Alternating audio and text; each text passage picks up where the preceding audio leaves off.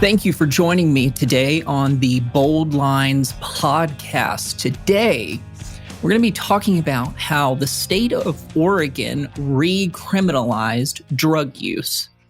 An article explaining some of this history and the specifics around the laws will be posted in the episode description. But let me give you an idea of what today's episode is going to be about.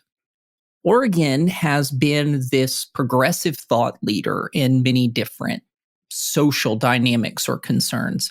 One of the big tasks that they have taken on is this journey to decriminalize drug use. The hope in decriminalization is to change the way that individuals interact with substances and hopefully put less of a stressor on the criminal justice system itself. Oregon specifically did not prosecute low-level possession in this experiment. Instead, it was required that anyone who was caught with a low-level possession report to an assessment that was funded by the state. Public use was not prosecuted, but it was discouraged and in some cases was just taken away. But where did this idea come from? Why would the state of Oregon all of a sudden decide that they should change the way they interact with drug and alcohol abuse? One of the places that Oregon looked to was the country of Portugal. One of the first places to really try to decriminalize substance use was the country of Portugal. Their hope was much the same as Oregon's was. If they decriminalize the use of substances, public services could be offered instead. But one of the main motivating factors for the state of Oregon was a result from activism over racial disparity and justice statistics. Oregon took a look at these low-level drug charges and found that people of color were highly overrepresented. You have to keep in mind, this shift took place in 2020. And there were a few things that happened that year that really set off this experiment. Number one, there was a lot of political and social talk and upheaval. One of the main starters of a lot of this was the event around the death of George Floyd. There was arguments around the prison industrial complex and the criminalization of an addiction. In fact, that was one of the great talking points in Oregon making this change. But how did they actually fund it? If you don't arrest people who are using substances, but you want them to do something different, where's the money coming from? Interestingly enough, Oregon has decriminalized marijuana use and sale.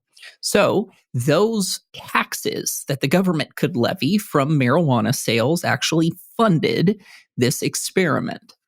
Pretty quickly, it became obvious that there were some significant issues in Oregon's plan. Number one, there weren't actually a whole lot of services. The architects of this plan really hoped to procure and provide these services to whomever needed them.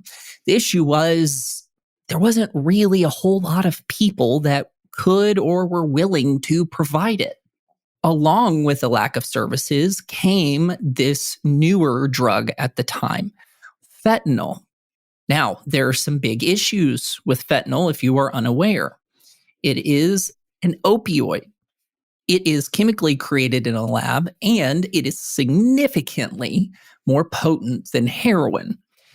In this decriminalization run, there was also the rise of this drug.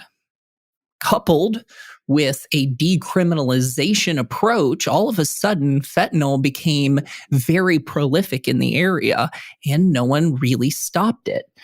This became incredibly overwhelming to deal with. Not only was there open use of substances, but those open use substances included something that very easily kills people. In fact, fentanyl was one of the most significant reasons for overdose in the United States in 2020 and years following. Another significant reason why this whole plan failed is when drug use is considered open and allowed, there will be people that gather.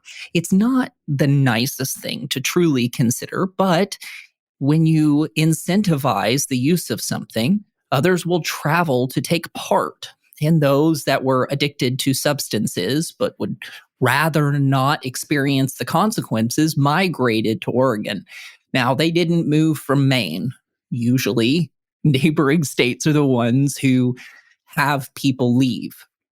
With this influx of people in Oregon and in surrounding states, the community was affected. This open use in public is incredibly problematic. There were a lot of people, especially in the academic realm, that wanted to seem kind and empathetic to those who were addicted to drugs. The problem is, those that use drugs typically aren't very considerate of those around them. So they would use drugs openly where children were around and they could see everything that was happening. And as families walked by, they became incredibly concerned, knowing that the police wouldn't actually do anything. In fact, there wasn't anything that they could do. So there were some greater significant issues that popped up. Businesses were affected. All of a sudden, if you couldn't prosecute someone for using drugs out in public and they did it out in front of your store, nobody would come in because they would be afraid of upsetting or having to check on or whatever else someone who was passed out on a front step. And so businesses lost revenue and became up in arms, and rightfully so. Also, public safety was affected. If someone is using drugs through a syringe, chances are that syringe is going to end up on the sidewalk or in the grass. And that became one of the big issues. Without any sort of direction, addiction just festers. And so these people who were given this idea of compassion and empathy were pretty much abandoned. But here's the thing. Many people would say that it takes kindness and empathy to engage with addicts to help them heal. But that's not actually true. Oregon had all of these ideas and assessments set up. There was at least some semblance of help offered to those that were allowed to openly use. But what happened? In the article that I'm going to be citing in the description, you can find the specifics, but that article states that there were 7,227 citations that were given for open drug use and possession. Of those over 7,000, 85 went and did a screening, and 90% didn't even show up to a court date. That is a huge problem because there are all of these public funds that are getting funneled into a program that it seems like the people don't want. It became very obvious in a short amount of time that this bid to empathy and to the heartstrings of the public was a vanity project. It didn't actually provide any significant intervention other than the allowance of a very destructive addiction. So now what? Now what does Oregon do? They want to make drugs illegal again, but it's not like they can make a total shift. Well, hard drugs are now illegal to possess in small amounts. In large amounts, it was always illegal. But even in those quote unquote personal stashes, it's considered illegal again, along with federal drug scheduling. Even with this shift, now Oregon is left with a larger issue than when it started. Remember how I mentioned earlier in this episode how people moved to Oregon in order to benefit from this lack of judicial oversight? Well, yeah, now that you have more people, you have greater issues. And since people were not forced to detox or change or have some sort of intervention, it's likely that a lot of their addictions progressed and got worse and worse. It's not entirely kind to think about how someone has to detox in a jail cell by themselves, but for a lot of people, it's a way to slow down and have to build back your sense of tolerance. So, without that barrier, people just kept going. The other big issue with Oregon making this shift is that if you would want to continue this harm reduction approach, you have to continue to funnel tax dollars and siphon from other things that could use funding to help a group of people that seemingly don't want help. So, what do we do with this information? How do we understand Oregon's failure in the rest of the world, even in the United States? If you've listened to my podcast for any significant period of time, you'll know that I don't believe that drug addiction is a disease to be treated. I don't think it's that simple. In my own practice and in some of the research that I've done and read, it just doesn't appear to me that addiction, particularly something that affects the soul so greatly, is something that can be talked through and medicated through. We also have to accept that addicts on the street, for the most part, do not want help. The bar was very, very low in Oregon. If you were cited, all you had to do was show up for an assessment and it would be taken off of your record. But so few actually followed up on that. I think it was a little over 1% actually went for the assessment, and even fewer actually went to treatment, and even fewer still could have been successful. Most addicts on the street, the ones that have been there for a very long time, do not want your help, even if you provide it freely. Again, it's not something that sounds very kind, but it seems to be the truth. Criminalization of drug addiction isn't just about danger, it's also about protecting the public from dangerous behavior. Maybe this is another topic for another episode, but I think it's worth briefly mentioning here. Part of the duty of the criminal justice system isn't just rehabilitation, it's actually protecting others from negative and antisocial behavior. While in some ways people talk about the prison industrial complex and how the US has so many more people in its jails and prisons than the rest of the world, part of that is the job of the US government and the state in which those people reside. The public should be shielded from having to deal with overtly negative or dangerous behavior for a couple reasons. One, if they're not shielded, then they're not incentivized to go out and take risks, to go venture and spend money. On the other hand, if the government gives up its responsibility to protect the public might protect itself, and people will take things into their own hands. So criminalization is something that's actually important to the mass majority of the population. When the government tries to save people, no one actually gets helped, and there is more debt on the other end of it. I say no one gets helped.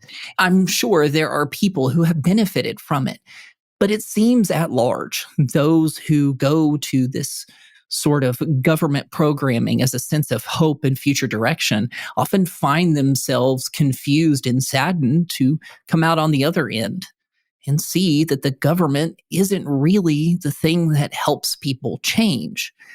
It's something that incentivizes and punishes. I said a minute ago that I don't believe drug addiction is a disease. I do think it's a problem with the soul. I don't think it's a purely moral issue, but I've never heard of a disease that you could talk your way out of. I've never heard anyone who could go to therapy for their diabetes. Now, sure, if they have type 2 diabetes and they change eating habits, that's great. But I don't think addiction is in that realm because, as one of my favorite jokes is in working with people in recovery, addiction is never the problem. With enough zip ties, I can get anyone sober. Being sober isn't the issue. It's staying sober and dealing with the emotions that are underneath. And to many people's dismay, the government can't step in there. It's overdone. It cares for too many people, and quite frankly, it doesn't have the capacity to help change the hearts of those that are struggling. We have to be willing to accept some deeper and more severe things. One of those things is going to be incredibly difficult to hear. But if you are going to venture into this realm of research, psychology, or intervention, you have to be willing to accept that some will willingly die to their addiction, and we have to let them do it.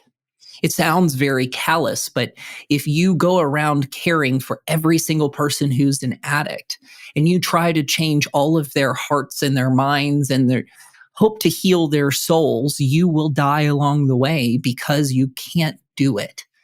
If we want to create effective policy, if we want to intervene on those that are struggling, we have to be okay if some people die because they choose to. Again, it doesn't sound very nice, but it's quite honestly the truth. In the midst of active addiction, do people make choices? To some degree. And for a lot of detractors of what I'm saying, they'll argue that, well, there isn't a whole lot of choice in addiction. But that's not what I'm arguing.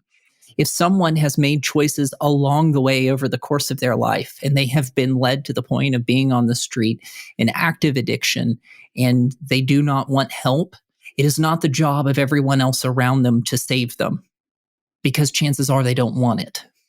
This doesn't mean that we just sit back and watch or we endorse what's happening, but we have to know that some people will choose this life until it kills them.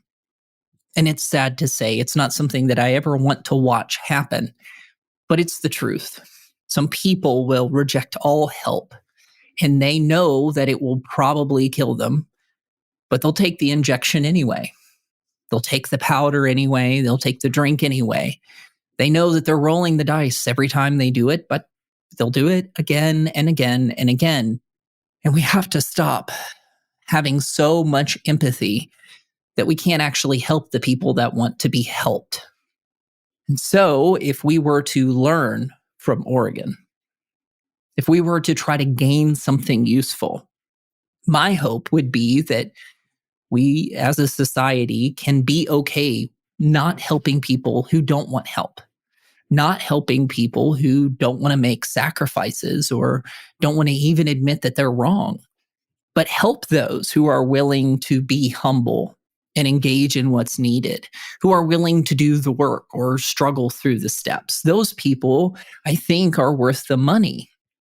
It sounds rather odd to be thinking about people and their health and their future as money, but in something as emotionally detached as the government and taxes, that's how we have to think about it. If we inject empathy into statistics and how the government can intervene, nothing will get done. I love working with addicts. It's one of my big life passions. But this kind of government policy affects families and the general public who should be shielded. And so I make some of my case here with Oregon's failure and in failures all across the world. What initially seemed as something kind, something that the government could step in and help those that were hurting, ends up being a failure. There are some positive benefits, sure. There's something called contingency management that happens in harm reduction policies.